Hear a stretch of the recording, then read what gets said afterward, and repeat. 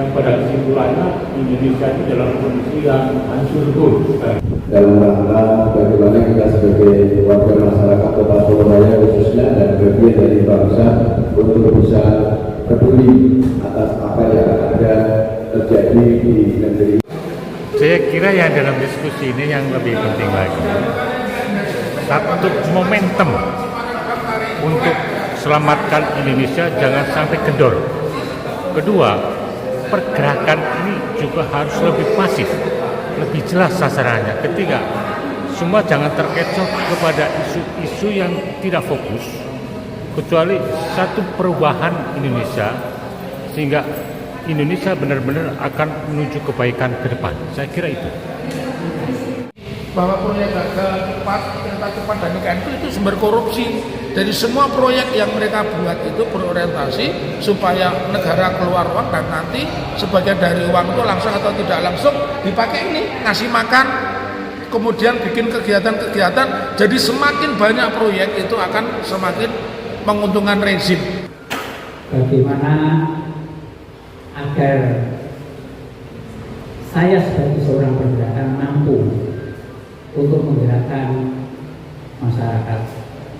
Untuk itu saya berharap mulai saat ini digambar. Jokowi mau dikemanakan, kita harus siap untuk bergerak dan siap berjuang mengatasnamakan NKRI harus tetap berdiri kokoh tegak sesuai dengan undang-undang. Dan itu tetap harus diadili karena beliau masih hidup. Kalau sudah mati, tentu dia tidak akan kita adili. Ketika kita fokus dengan tema menangkal korupsi proyek gagal kereta cepat dan IKN dan ada foto Pak Jokowi, artinya kita sepakat satu kata, adili Jokowi. Apakah perlu kemudian salah satu agendanya adalah ubah undang-undang sistem kepartian dan pemilu sehingga partai-partai yang ada saat ini yang notabene terlibat dalam kasus-kasus korupsi, nah, itu juga tidak layak untuk hidup di Indonesia yang baru nanti. Terima kasih. Sehingga juga ini adalah bagian kecil dari sebuah peristiwa yang sedang terjadi di Indonesia.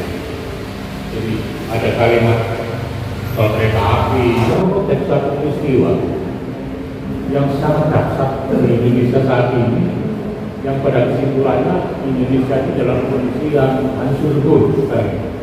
Pertama saya ingin ingatkan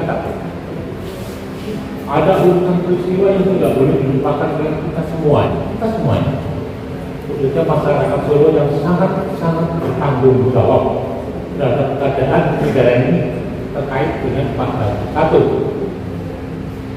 Awal yang terjadi adalah ketika tahun 2002. Itu awal akan adanya kehancuran itu mulai tahun 99. Artinya pada saat itu pada tahun 22 semuanya tahu, mau mengerti, dan itu tidak bisa menafikan dihancurkan yang namanya Pancasila dan Undang-Undang 40. Aduh, sampai Prof. Hera mengatakan pasal-pasal 97% sudah dihapus, itu tanda-tanda bahwa Indonesia akan mengalami kehancuran. Sampai sekarang terjadi dan belum bisa dikembalikan pada posisi semula untuk negara bisa kembali pada Undang-Undang Dasar 45 dan 40.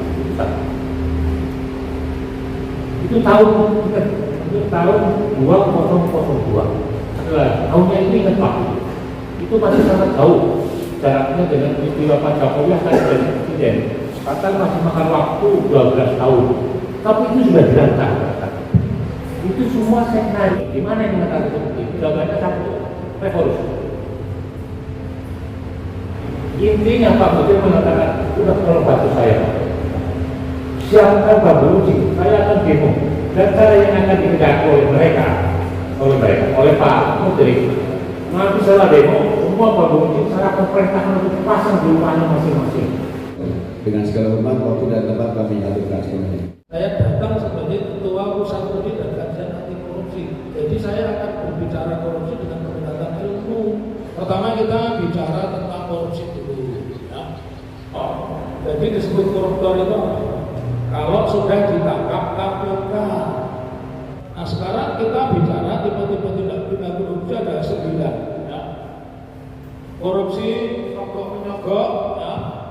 korupsi election fraud, korupsi kecurangan pemilu. Jadi kecurangan pemilu itu bagian dari korupsi, ya. Korupsi campaign practice, ya, kampanye dengan menggunakan fasilitas negara. Ini semua ada, semua itu ada semua itu. Kemudian discretion korupsi yang dilakukan karena kebebasan menentukan kebijakan, salah satunya adalah dibentuknya lembaga dana tara. Yang tentunya ditopang dari sebuah pengalaman yang sangat luar biasa atas ketokohan beliau. Semoga apa yang dipaparkan tadi bisa memberikan satu support moral yang tentunya ditopang dari sebuah pengalaman yang sangat luar biasa. Selamat